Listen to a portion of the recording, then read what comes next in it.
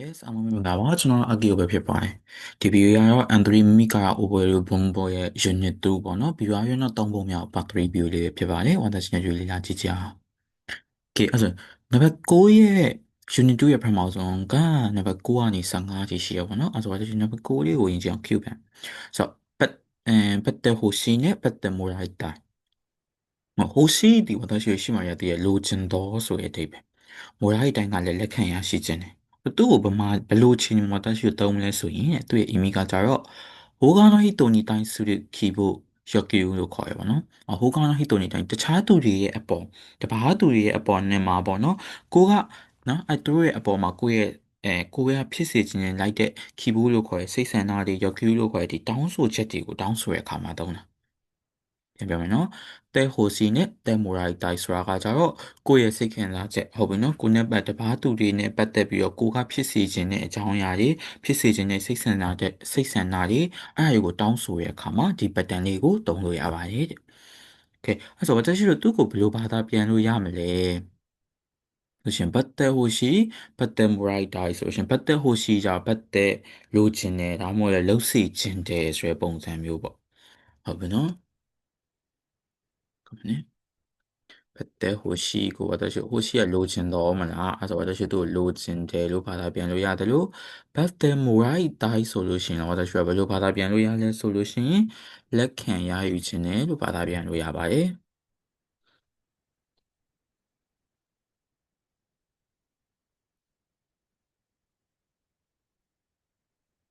ဟုတ်နော်လက်ကံရယူခြင်းနဲ့လိုချင်တယ်လို့ဘာသာပြန်လို့ရတယ်။ဆိုတော့အဲ့ဆိုတချင်းတူလေပုံလေးကိုဖတ်ကြည့်အောင်။တဲဖြစ်တဲ့အတွက်သူ့ရဲ့ရှေ့မှာတော့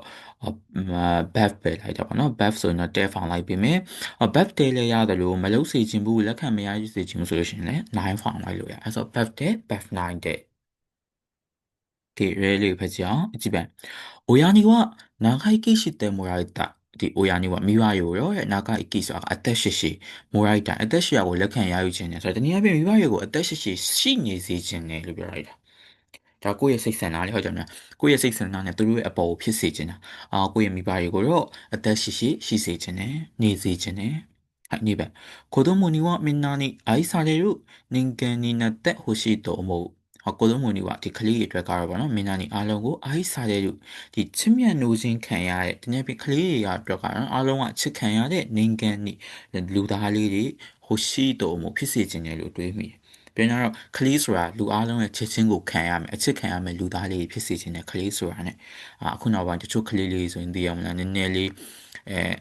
လူကြီးဆန်တဲ့ကလေးတွေတိတ်ပြီးချစ်ဖို့မကောင်းဘူးလေနော်OK、3番。みんなに食べてもらいたいと思って今日はケーキを焼いてきました。みんなにအားလုံးကို食べてもらいたいと思ってစားစေခြင်းနဲ့ဝင်လက်စားရကိုလက်ခံရယူစေခြင်းနဲ့ဆိုတဲ့ညမြေစားစေခြင်းနဲ့သူအားလုံးကိုစားစေခြင်းနဲ့လို့思ってတွေးပြီးတော့今日はဒီနေ့ကတော့ケーキを焼いてきましたဒီကိတ်မုံกินလာခဲ့တဲ့ကိတ်မုံတော့焼きမှာกินနေတော့မပြောကိတ်မုံဖုတ်လာခဲ့ပေါ့နော်4番。これはここだけの秘密だから、誰にも言わないでほしい。これはだからここだけဒီနေရာရဲ့ပေါ့နော်ဒါခဲဆိုတာကဒါလင်းရင်ဆိုတော့ဒီနေရာရဲ့ဒါလင်းပြောချင်တာကဒီနေရာအတွက်ပဲဟိမစ်ဆိုတာကဒီလျှို့ဝှက်ချက်ပေါ့နော်ဒီဟာကဒီနေရာအတွက်လျှို့ဝှက်ချက်ဖြစ်တဲ့အတွက်ကြောင့်ဒါရဲ့နေမှုဤဝနိုင်တဲ့ဟိုရှိဒါဘယ်သူမှမပြောစေချင်ဘူးဆိုတဲ့ဒါကတော့နော်ဒီနေရာတစ်ခုရဲ့အတွက်လျှို့ဝှက်ချက်ဖြစ်တဲ့အတွက်ကြောင့်ဘယ်သူမှမပြောစေချင်ဘူးခေါ်ပဲすいません、ちょっと見てもらいたいものがあるんですけど。すいません、တစိလောက်အာနာပေမဲ့ちょっと見てもらいたいနည်းနည်းလောက်ကြည့်စေခြင်းနဲ့ကြည်ချင်းကိုလက်ခံရရှိစေခြင်းနဲ့ဆိုတော့နည်းနည်းလောက်ကြည့်စေခြင်းနဲ့မို့လို့ကအရာတွေကအာရုံတက်စခဲလို့ရှိပေမဲ့လေဆိုတော့ဒီလိုခွင်းစားခွင်းပိတ်လေးခတ်ထားတာကတော့စကေပြောမှာတုံးတာပေါ့နော်အဲကြောင့်ဒီစုံနိုင်နေရာကိုကြည့်ကြည့်လိုက်ပါနော်စကေပြောပုံစံလေးနဲ့စုံထားတာはい、それ慣れめてまね。私、10番を定め。10番がじゃあ、ただと、大のによかった。なるほどな。バール、タラール、トールスラが私、ပမာသုံးလဲဆိုတော့ဒါကဘာဆိုတာကချိန်ကြီးပြတာเนาะတာရဆိုတာချိန်ကြီးပြတာဟာနေရာမှာသုံးတယ်ဒါမျိုးကြီးဖြစ်ခဲ့မယ်ဆိုရင်ဒါမျိုးတိုင်းဟုတ်ပြီเนาะဒါမျိုးကြီးဒါဖြစ်ခဲ့မယ်ဆိုရင်တိုက်ဆိုတာကဖြစ်စေခြင်းနဲ့နော်နီဖြစ်ဖို့ပါလျက်နဲ့ဒါမှမဟုတ်ယောကတတော်ပါသေးရဲ့ဆိုတဲ့ပုံစံမျိုး နော်ဒါမျိုးဖြစ်စေချင်တယ်တော်ပါသေးရဲ့အဲ့လိုမျိုးကြီးပေါ့နော်ဆိုတော့သူ့မှာကအီမီကကျတော့နှစ်ခုရှိရပေါ့နော်အီမီအီဂျီနဲ့အီမီနီဆိုပြီးရှိရโอเคအဲ့တော့ဘာသာမပြန်ခင်ရင်ဆိုအီမီအီဂျီကိုဘယ်လိုဘာသာပြန်မလဲကြည့်ကြည့်အောင်သူ့ရဲ့အီမီအီဂျီကကျတော့간지ソテはないことを希望する青年がある간지ソပေါ့နော်တကယ်ဒီလက်တွေ့ပေါ်မှာပေါ့နိုင်ခို့တော့မဟုတ်တဲ့အကြောင်းအရာတွေကိုတကယ်လက်တွေ့မှာမဟုတ်တဲ့အကြောင်းအရာတွေသူက希望するမျှော်လင့်နေပေါ့နော်အဲ့အတွက်ကြောင့်မျှော်လင့်လို့တကယ်ဖြစ်မလာဘူးဆိုရင်သူဘာဖြစ်မလဲဆိုဇန်နန်ကဇန်နန်စိတ်မကောင်းဖြစ်တယ်အဲ့လိုအချိန်မှာတုံးနေอืม私ဘတ်ကိုတည်းရဘတ်ဒီဝဲရှုအန်ဖိုးမှာတင်ရတဲ့ဂျော်ကန်ခေးကိုပြောတာဟုတ်ပြီနော်ဘတ်ဒီအန်ဖိုးမှာတင်ရတဲ့ဂျော်ကန်ခေးအခြေအနေပြပုံစံဘာကဂျော်ကန်ခေးဒါရကအကယ်၍ဖြစ်ခဲ့မယ်ဆိုရင် M5 အခန်း25မှာတင်ရတယ်တူဆိုတာလည်း M5 မှာတင်ခဲ့ရတယ်ဘတ်တူဟုတ်ပြီနော်ဘတ်လောက်လိုက်တာနဲ့ဆိုတဲ့အဓိပ္ပာယ်နောက်ကနေအဲချက်ချင်းဖြစ်တဲ့အဓိပ္ပာယ်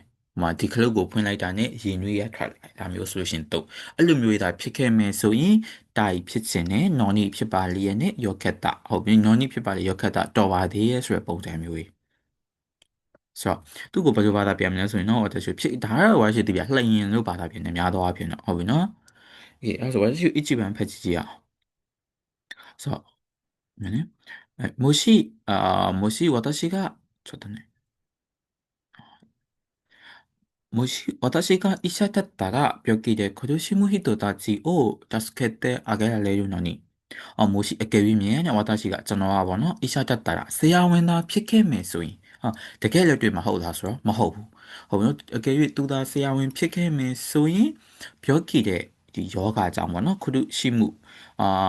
しむ人たちဒီစပင်မဆင်းရဲနဲ့ဆင်းရဲဒုက္ခရောက်နေတဲ့လူတွေကို助けてあげられるのにကူညီပေးနိုင်ပါလေနဲ့ကူညီပေးဖို့ဖြစ်နိုင်ပါလေရဲ့နဲ့သူတကယ်ဆရာဝန်ဖြစ်နေလားဆိုတော့သူတကယ်ဆရာဝန်ဖြစ်မနေဘူးအဲဒါကြောင့်သူသာတကယ်ဆရာဝန်ဖြစ်ခဲ့မယ်ဆိုရင်ဟုတ်ပြီနော်ဒီယောဂဖြစ်နေတဲ့လူတွေကိုကူညီနိုင်ပါလေရဲ့နဲ့ဒီပဲ買わないんですかもう少し安ければ買うんですけど買わないんですかမဝယ်ဘူးလားもう少しနောက်ထပ်နည်းနည်းလား安ければဈေးသက်သာမှာဆိုရင်တော့買うんですけどဒီဝယ်မယ်ဆိုပေမဲ့တကယ်ကိုပေးမယ်လားဝယ်မယ်လို့သူတွေးလိုက်တယ်ဒါပေမဲ့တကယ်ဈေးမသက်သာကြတော့သူမဝယ်ဘူးတကယ်လက်တွေ့မှာဖြစ်မနေဘူးဆက်မယ်もし生まれ変わることができるのなら好きは男、女に生まれたい。ဆိုတော့ပြောချင်တာမို့ရှိအကယ်၍မြန်ပေါ့နော်ဥမာတဲ့ကာဝါရီဆိုတာကတဖန်ပြန်လဲမွေးဖွားလာနိုင်မယ်ဆိုရင်တက်ကီတူနော်နာရပြန်နော်တဖန်ပြန်လဲမွေးဖွားလာနိုင်မယ်ဆိုရင်တော့စကီပါနောက်ထပ်ကတော့ဒါယောက်ျားလေးဖြစ်နေတယ်ဗာလဲဟုတ်ဘူးနော်ယောက်ျားလေးပေါ့နော်ဥမာလဲဒါယောက်ျားလေးဖြစ်မွေးဖွားလာခြင်းနဲ့ main ကလေးဖြစ်နေတယ်ဗာလဲ main ကလေးဖြစ်မွေးဖွားလာခြင်းနဲ့ပေါ့ဟုတ်ဘူးနော်အဲ့လိုမျိုးဖြစ်ပေါ်လာခြင်းနဲ့はい子供がいなければもっと働けるのだか。နော်ဒီ子供がいなければကလေးသာမရှိဘူးဆိုရင်もっとပို့ပြီး働けるのだかအလုံးလုံးနိုင်မှာဖြစ်ပါတယ်။အဲတော့သူတို့တကယ်လို့လားအခုသူကလေးလေးမွေးလိုက်တဲ့အတွက်ကြောင့်သူသိပြီးအလုံးမလုံးနိုင်တော့ဘူး။ကလေးလေးသာမရှိဘူးဆိုရင်သူဒီထက်ပို့ပြီးအလုံးလုံးနိုင်မှာဖြစ်ပါလေနဲ့လို့ပြော。OK、ごめん。すみません。説明が下手で、もっとうまく説明できるといいんですかすみません。ဘာလဲ説明がရှင်းပြလိုက်တာက下手でညံ့သွားတယ်ပေါ့နော်။もっとပိုပြီးတော့うまく説明できるとကျွမ်းကျွမ်းကျင်ကျင်လာရှင်းပြနိုင်မယ်ဆိုရင်いいんですかဒီကောင်းခဲ့ပြီမဲ့လေဟုတ်ပြီနော်ဒီ grammar pattern ထူတော့မဟုတ်ပါဘူး M4 M5 M4 က grammar pattern ကိုပြန်ပြီးစုထားတာပေါ့နော်အကြောခံကြီးအခြေအနေပြပုံစံนี้ဒီလိုမျိုးသာဖြစ်ခဲ့မယ်ဆိုရင်ဒီလိုဖြစ်ချင်တယ်ဒီလိုဖြစ်ခဲ့ပါလျက်နဲ့ဆိုရက်နောက်မှဒီ keyboard ဆိုရမျောလင်းချက်တွေ sentence ဆိုရစိတ်မကောင်းတာတွေလိုက်တာကဲအဲ့ဆို 意味にရတယ်ဒီလိုပဲ実現しなかったことを前年があるဒီကလက်တွေ့မှာပေါ့နော်မဖြစ်ခဲ့တဲ့အကြောင်းအရာတွေသူကဘာဖြစ်လဲသူကကျတော့ဒီမှာက sentence စိတ်မကောင်းတဲ့နေရာမှာတုံးထားတာနော်စိတ်မကောင်းတဲ့နေရာမှာတုံးထားတာ OK အဲ့ဒီဖက်ကြည့်အောင်一番もう少し時間があれば全部できたのにနောက်တဲ့အချိန်နဲ့ကြီးတာရှိနိုင်မယ်ဆိုရင်အားလုံးလုံးနိုင်ပါလျက်နဲ့ဒါသူစိတ်မကောင်းတော့ဆောင်းမပဲဖြေနေရကွာဒါရှုအချိန်ကပြည့်သွားတယ်ဆင်းရောက်ပြည့်သွားတယ်ကိုကစာလေးအရင်ရနေရဆိုပါစို့နောက်တဲ့အချိန်သာပိုရမယ်ဆိုရင်ကဆောင်းမပဲအမှတ်ကောင်းကောင်းရပါဒါမျိုးပြောလိုက်တာနော်2番昨日の交流会楽しかったよ鈴木さんも行けばよかったのにဟုတ်ပြီနော်ခင်းနော်ခိုးလူကမနေ့ကဟုတ်ပြီနော်ခင်းနော်မနေ့ကခိုးလူကဆိုတော့私はနှီးနှောဖလဲပဲပြောတာပေါ့နော်မနေ့ကနှီးနှောဖလဲပဲမှာတောင်းလို့ရှိခတ်တာရောပြောခဲ့ရလေဆူဇူကီဆန်မို့ဆူဇူကီဆန်ရောပေါ့အီကဲပါရောခတ်တာကနေဆူဇူကီဆန်လာနိုင်မယ်ဆိုရင်ကောင်းခဲ့ပါလေနဲ့ဆိုတော့ခါနုကီနိုင်နေဆိုရပတ်တောင်းတော့တာနော်ကိုမနဲ့ခါနုကီမျိုးဂျော်ကန်ကီရဟုတ်ပြီနော်ဂျော်ကန်ကီဆိုရဘာအချိန်ကြီးပုံစံအောင်တော့တာはい、鮮明。あの時もう少し雪があったら、彼を助けてあげられたかもしれない。あと、あの時はの、あのからはもう少しの辺に里面雪があったら、とまた地だしげめ、所以、あれからはどうもね、た地だしめ、所以ね、彼を助けてあげられたかもしれない。と、国にペなりめ、読め。あと少しで合格できたのに、もうちょっと頑張ればよかった。あと少しで狙うそういうね、合格できたのに、第3話あないわりえねえ。もうちょっと狙う面頑張ればよかった。ကြိုးစားခဲ့မယ်ဆိုရင်တော့ကောင်းပါပဲဆိုပြီးသူကနောင်တတရားနဲ့ပြောလိုက်တာပါနော်စိတ်မကောင်းတာတော့နောင်တစိတ်မကောင်းတာပါနော်နောင်တရစိတ်မကောင်းတာはい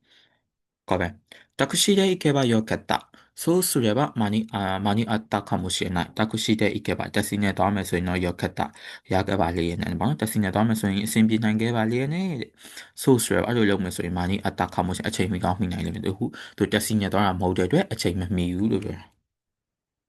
။တော့ခုပဲ။友達を怒らせてしまった。こんなこと言わなければよかった。さあ、友達をတငယ်ချင်းကိုသူဘာဖြစ်လဲဆိုရင်怒らせてしまったသူစိတ်ဆိုးစေခဲ့တယ်ပေါ့နော်။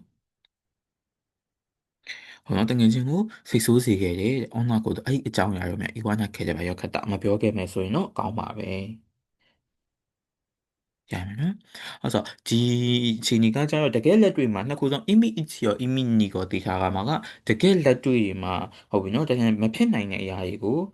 မျောလင်းတဲ့စိတ်တွေဝမ်းတဲ့စိတ်တွေနဲ့ image ကပြောထားတာ image နီကကျတော့တကယ်အတိတ်မှာမဖြစ်လာခဲ့တကယ်လက်တွေ့မှာဖြစ်မလာရတဲ့အကောင့်ထဲမှာဖော်လာနိုင်တဲ့အရာတွေပေါ်မှာဝမ်းနေပြီးတော့စိတ်မကောင်းဖြစ်မိတဲ့နေရာမှာသုံးတာအဲ့လိုတရားနော်အဲ့နှစ်ခုလုံးကတကယ်လက်တွေ့မှာဖြစ်လာဆိုရင်တော့မဖြစ်ဘူးပေါ့နော်はい、あ、そうに、11番。刺激系を使った表現。刺激系。私を안봉화등의刺激系고私を使った表現ဖော်ပြရတာပါနော်刺激系ဒီခိုင်းစေတဲ့ဖောက်刺激系ဒီခိုင်းစေတဲ့ဖောက်ဒိုရှိဝန်ဆိုရင် E-line ကနေ R-line ကိုပြောင်း SMS ပေါင်းဒိုရှိ2ဆိုရင် mass ကိုပြောင်းစာ SMS ပေါင်းအဲ့လိုမျိုးနော်ဒိုရှိ3ကိမဆိုရင်ကိုစာဒိုရှိ3ဟုတ်တယ်နော်ကိမဆိုလို့ရှိရင်ကိုစာ SMS နဲ့ရှိမဆိုလို့ရှိရင်စာ SMS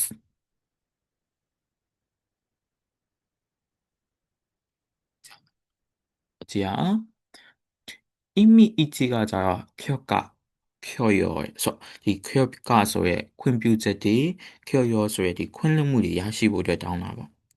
그래서 뜨고 보면 켜가 소에 컴퓨터디 콘lum물이 야시보 다운이 소가도 다 봐도 내 배터리 고 피치네 섹스나리에 다운소 채디고 다운소에 가마도나.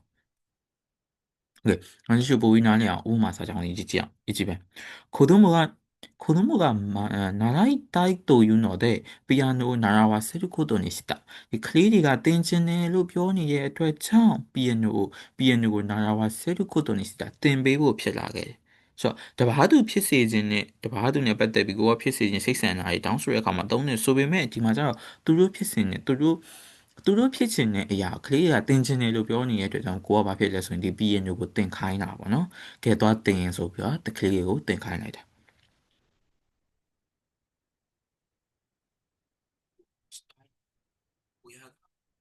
高校生の間はダメだと言ってさせてくれない。ဆိုအရိုက်တော့အချိန်ပိုင်းလို့ကိုတဲ့စတိုင်းတော့ဒါကဟုတ်ပြီနော်ဒီလှုပ်ချင်ခဲ့ပေမဲ့လေတဲ့ဦးရကမိဘတွေကခိုးခိုးစိတ်တော့အားရဒီအထက်တန်းကျောင်းသားပေါ်မှာဆိုရင်ဒါမဲ့ဒါတော့တဲ့မရဘူးလို့ပြောပြီးတော့စာဆက်တဲ့ကိုလည်းမလောက်ခိုင်းခဲ့ဘူးလောက်ခိုင်းခြင်းကိုမပေးဘူးဆိုတော့တနည်းအားဖြင့်မလောက်ခိုင်းဘူးပေါ့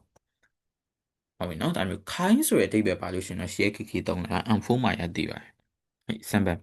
子供の頃親に漫画を読ませてもらえなかった。子供の頃、カリバワロンが親に見張りを漫画を見張りに漫画、見張り天が漫画、カートンを読ませてもらえなかった。パカンチンကိုလက်ခံမရရှိခဲ့ဘူး။တနည်းအားဖြင့်ကလေးဘဝတုန်းကမိဘတွေကမဖတ်ခိုင်းခဲ့ဘူးလို့ပြောလိုက်တာ။ဟုတ်ပြီနော်ဒီမန်ဂါတွေကိုမဖတ်ခိုင်းခဲ့ဘူး။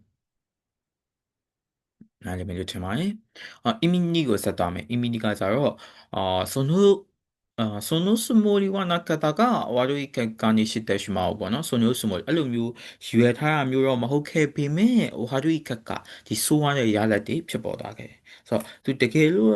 အီမီနီကကြတော့သူတကယ်လို့မျိုးအဲ့လိုမျိုးဖြစ်လာမယ်လို့တော့သူမရည်ရွယ်ထားခဲ့ဘူးပေါ့နော်။ဒါပေမဲ့တကယ်မှာဒီမကောင်းတဲ့ရလဒ်တွေဖြစ်ပေါ်သွားတဲ့အခါမှာလည်းသုံးလို့ရတယ်။一番。冷蔵庫に肉があるのを忘れていて腐らせてしまった。ဒီရေခဲတက်တာရမှာပေါ့နော်အသားရရှိတာကိုသူ忘れていてမိသွားပြီးတော့腐らせてしまった。ပုတ်ခိုင်းသွားတယ်ပုတ်ခိုင်းသွားတယ်လို့တော့ဘာလို့မပြောပုတ်စီတယ်ပေါ့နော်ပုတ်သိုးစီမိခဲ့တယ်ပေါ့နော်ဆိုတော့ဒီမှာတော့ပြီးတော့သူတို့ပုတ်ခိုင်းတာတော့မဟုတ်ဘူးဒါပေမဲ့ကိုကလိုမျိုးပုတ်ပါစေဆိုပြီးတော့ရေခဲတက်တာရမှာထည့်ထားလိုက်တာမျိုးတော့မဟုတ်ဘူးဒါပေမဲ့ကိုကအမှတ်တမဲ့အနေနဲ့မိသွားတာအကြောင်းဝါပြီးပေါ့အဲ့လိုမျိုးဖြစ်ပါစေလို့ရည်ရထားတာမဟုတ်ပေမဲ့ဆိုရတဲ့ရလက်တွေမကောင်းတဲ့ရလက်တွေဖြစ်ပေါ်လာတာ။2番。子供を病気で、死なせてしまった。ကလေးတွေကိုဆေးရုံမှာ死なせてခိုင်းစေခဲ့တယ်။病気でごめんဆေးရုံမှာဖြစ်တယ်病気でယောဂကြောင့်တေးခိုင်းစေခဲ့တယ်။ကလေးတွေကိုယောဂကြောင့်တေးခိုင်းစေခဲ့တယ်လို့ဘာသာပြန်တဲ့တမျိုးကြီးပဲ။ဒီနေ့ပြန်ပြန်ကလေးတွေကယောဂကြောင့်တေးသွားခဲ့တယ်ပေါ့နော်။တေးစေမိခဲ့တယ်။ဆိုတော့ဒီလိုမျိုးကလေးကိုတေးပါစေဆိုပြီးတော့ယောဂကြီးမွေးပေးထားတာမဟုတ်ခဲ့ပေမဲ့ဒီဘာမှသူမြည်ရွယ်ထားခဲ့ပြီးနဲ့ကလေးလေးကယောဂကြောင့်တေးသွားခဲ့တယ်လို့ပြောတာ။နားလည်မယ်ထင်ပါတယ်နော်။နောက်တစ်ခုကကျတော့ရှက်ခိခိကိုမှတက်မိုရာဦးပေါင်းပါ။ရှက်ခိခိတက်မိုရာဦးကဘယ်လိုချိန်မှာတုံးလဲဆိုရင်အမီအီချီကကြခောကောက်မိုရာဦးဒီခွင့်ပြုချက်တွေကိုလက်ခံရရှိတဲ့အခါမှာတုံးလို့ရတယ်။ခွင့်ပြုချက်တွေကိုလက်ခံရရှိတဲ့အခါမှာတုံးလို့ရတယ်။ Okay နားလည်ကြည့်ကြည့်အောင်။一番母が入院したので、今日は仕事を休ませてもらう。အမေကဟုတ်ပြီနော်ဗာပဲစေးရုံတက်နေရတဲ့အတွက်ကြောင့်ဒီနေ့ကတော့仕事を休ませてもらったဟုတ်ပြီနော်အနားယူခြင်းကိုလက်ခံရရှိခဲ့တယ်ဒီနေ့အဖြစ်အနားယူတာပေါ့နော်အနားယူခြင်းကိုလက်ခံရရှိခဲ့တယ်ဟုတ်ရှိလေM4မှာတော့ရှေးခိခိတဲ့အီတတာခဲမဆန်ကဆိုလို့ရှိရင်လေလုတ်ပေးရစေဆိုပြီးခွင်ထောင်းရင်တုံးတာလေဟုတ်တယ်မလားဒီနေ့တော့ခွင့်ယူပြရစီအဇူမာဆက်တဲ့တတာခေမဆန်ကဒီနေ့တော့ခွင့်ယူပြရစီဆိုရယ်ပုံစံမျိုးပဲသူကလည်းအီတတာခေမဆိုတာကမိုရိုင်းမတ်ကနေလာတာပဲလေအဓိပ္ပာယ်ကတိတ်အတူတူပဲပေါ့နော်ဒီပြောခင်ကျွန်တော်ဒီနေ့ကိုအလုပ်ကိုခွင့်ယူပြရစီဒါမှမဟုတ်ခွင့်ဒီမှာတားဖြစ်တဲ့အတွက်ခွင့်ယူပြရစီဆိုတော့ခွင့်ယူခဲ့တယ်ပေါ့ခွင့်ယူခြင်းကိုလက်ခံရရှိခဲ့သူ့ကိုခွင့်ပေးလိုက်တယ်ဆိုရယ်ပုံစံမျိုးဟုတ်နော်ဒီပဲ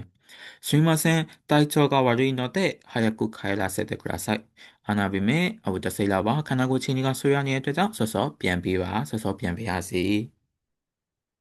3면 선생가 이라샤를 말해ここで待たせてもらってもいいですか선생가 이라샤루가 자私を들바 미팅 미비와이다 손케이거노 고면에 칸저거 닝차비비와 이라샤이마시디 선생가 이라샤이마 선생아 시에 티 고고데 디니야마 호비노 바빌라 마타 세테 모라테모 이데스까 호비노 바빌레 세디니야마 사혼이 비루 야멜라 사혼로 야멜라 쇼멘 스미마센 고고니 니무소 오카세테 모라야마센가 스미마센 아나비네 고고니 디니야마 니무소 토보이고 오카세테 모라야마센가 타타비루미 타루미 야멜라 카나 타타비루 야멜라 소테 ထားပါရစေအဲ့လိုမျိုးဘာသာပြန်နေရတယ်ပေါ့နော်ထားပါရစေဒီမှာခဏလောက်စောင့်ပါရစေစောင့်ရင်ရောကောင်းမလားစောင့်ပါရစေဘာသာပြန်လို့ရတယ်ခေါ်ပဲ3年ほどアメリカの工場に行ってほしいんだがそのお話少し考えさせていただけませんかဒီ3年ほど3နှစ်လောက်ပေါ့နော်အမေရိကန်တော့ခိုးကြော်နေအမေရိကန်စက်ရုံတွေကို it တဲ့ဟိုရှင်ကသူသွားစီခြင်းခဲ့ပေမဲ့မင်းကငါ3နှစ်လောက်တော့အမေရိကန်ကဒီစက်ရုံတွေကိုသွားစီခြင်းနေအဲ့နဲ့ဆိုနိုအဟွာရရှိအဲ့ဒီစကားကိုတော့ Scotia ခံကရတဲ့စာဆက်တဲ့တာခင်မဆန်ကနည်းနည်းလောက်တော့သူစဉ်းစားပြရစီလို့ပြောရတယ်။image နားလဲမယ်နော်။ပြရစီဆိုပြီးဘာသာပြန်လဲရတယ်။အီမီနီကကြောင့်နန်းနေရှိတဲ့မရတဲ့နန်းနေရှိချင်းလှုပ်ချင်းကိုလက်ခံရရှိပြီးတော့ခန်းဆရှိတဲ့ကျေးဇူးတင်တဲ့နေရာမှာလည်းသုံးလို့ရတယ်။ တခုခုလုပ်ခြင်းကိုလက်ခံရရှိပြီးတော့ခံစားရှိတဲ့ကျေးဇူးတင်တဲ့နေရာမှာလည်းသုံးလို့ရတယ်တဲ့いちべん。私の家は貧しかったが、その絵が千円目、貧しかったが千円目、親は見張りがろ、私をその後大学まで高度に行かせてくれた。တခိုင်းပေးတယ်တခိုင်းစေခဲ့တယ်။တနည်းအားဖြင့်ဒါဒီကျေးဇူးတင်ချောင်းပြောရတာ။ဟောငါအင်္ဂါတော့ဆင်းရဲတယ်ဒါပေမဲ့ငါရဲ့မိဘတွေကငါ့ကိုတက္ကသိုလ်ထိထားပေးရတဲ့အတွက်ငါကျေးဇူးတင်ပါတယ်ဆိုတာပဲ။はい、2番。怪我をして手が使えないので、兄にご飯を食べさせてもらった。ဒီတရားရပြီးတော့ဗောနော်လက်ကအသုံးမပြုနိုင်တဲ့အတွက်ကြောင့်အမကနေထမင်းကျွေးခြင်းကိုလက်ခံရရှိခဲ့တယ်။ထမင်းအမကိုထမင်းကျွေးခိုင်းခဲ့တယ်ဗောနော်။အဲ့ဒါဆိုပါအမကိုကျေးဇူးတင်တယ်ဆိုတာကိုဖော်ပြတယ်။3番。電車の中で急に倒れそうになり、前に行った人に頼んで座らせてもらった。ဒီရထားရဲ့အထက်မှာပေါ့နော်ရထားရဲ့မှာရုတ်တရက်သူတာဝရဲဆိုးနေနိုင်ဒီလဲကြမလို့သူဖြတ်သွားပြီးတော့မိုင်းနီတာဟီတူရှေ့မှာရှိတဲ့သူကိုတန်နွန်တဲ့တောင်းဆိုပြီးတော့ဆူရာဆက်တဲ့မိုရက်တာထိုင်ခန်းစင်းကိုလက်ခံရရှိခဲ့ဒီညဖြင့်သူမူးမေပြီးလဲသွားမျိုးဖြစ်တဲ့အခါမှာရှေ့ရလူကိုကူညီတောင်းပြီးထိုင်ခန်းပြရှေ့ရလူကိုသူကျေးဇူးတင်နေဆိုတာကိုဖော်ပြတယ်4番。今日は素晴らしいお話を聞かせていただき、本当にありがとうございます。ဒီနေ့ကတော့ဗောနော်တကယ်ကိုပဲအရင်ကိုကောင်းတဲ့စကားတွေကိုသူကြားခိုင်းကြားစီခဲ့တဲ့အတွက်ကြားချင်းကိုလက်ခံရရှိခဲ့တဲ့အတွက်တကယ်ကိုပဲကျေးဇူးတင်ပါတယ်တဲ့ဟုတ်ပြီနော်ဒါက share key ရဲ့၃ပုံ၃နည်းshare key ၃ပုံ၃နည်းဆိုရင်တော့ email အနေနဲ့ဆိုရင်၄ခုရှိတယ်ဗောနော် email အနေနဲ့ဆိုရင်၄ခုရှိတယ်email ကကြတော့ဗာလဲဒီခွင့်ပြုချက်တွေခွင့်လွှတ်မှုတွေရရှိအောင်လုပ်တဲ့အခါမှာသုံးတယ်ခိုင်းစေဆိုတဲ့ table မှာသုံးတယ် email အနေနဲ့ကကြတော့အဲ့လိုမျိုးရွေထားတာမဟုတ်ပေမဲ့တကယ်ရလမှာဆိုရရလက်တွေဖြစ်ပေါ်သွားတယ်share key တဲ့ moral ဆိုရှင်နှစ်မျိုးရှိရခွင့်ပြုချက်ကိုလက်ခံရရှိတဲ့အခါမှာသုံးတယ်လို့ဒီကျေးဇူးတင်တာကိုဖော်ပြတဲ့အခါမှာလည်းသုံးတယ်ဆိုတော့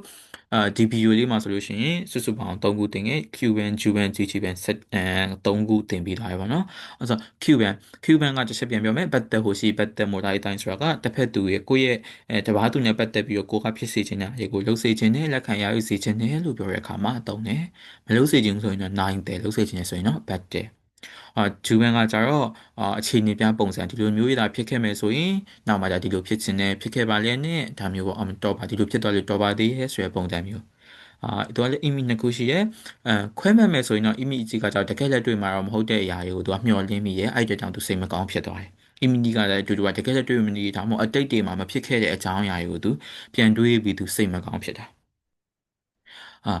ချွေးကြည့်ပန်းကကြတော့ CXK ရဲ့သုံးပုံသုံးနေ CXK ကခွင့်ပြုချက်တွေခွင့်လွှတ်မှုတွေကိုရရှိရင်သုံးတယ်နီးအမီနီနေတာတကယ်လဲဒီလိုမျိုးရသူမီးရွယ်ထားခဲ့ပေမဲ့ဒီရရဆွေထွက်လာတဲ့အခါမှာလည်းသုံးလို့ရတယ်နော် CXK ကိုမိုရာကိုဖက်တဲ့မိုရာကိုပေါင်းမယ်ဆိုရင်တော့နံပါတ်1အမီကြီးကခွင့်ပြုချက်တွေကိုလက်ခံရရှိတဲ့အခါမှာသုံးတယ်အမီနီအနေဆိုလို့ရှိရင်တော့ကျေးဇူးတင်တဲ့အခါမှာသုံးလို့ရတယ်ကျေးဇူးတင်တာကိုဖော်ပြတဲ့အခါမှာသုံးလို့ရတယ်はい、ဒီဗီဒီယိုလေးကိုနားလည်မယ်ထင်ပါတယ်။私အခုရှင်းပြတဲ့ဗီဒီယိုရဲ့ဒီnote တွေကိုလိုချင်လို့ရှိရင်တော့私ဒီ Telegram channel မှာသွားပြီးတော့ကြည့်လို့ရပါတယ်။ Telegram channel မှာ note လေးတင်ပေးထားပါတယ်။အားလုံးပဲနောက်ဗီဒီယိုမှာပြန်တွေ့ပါမယ်။ဂျာမတာနဲ့ bye bye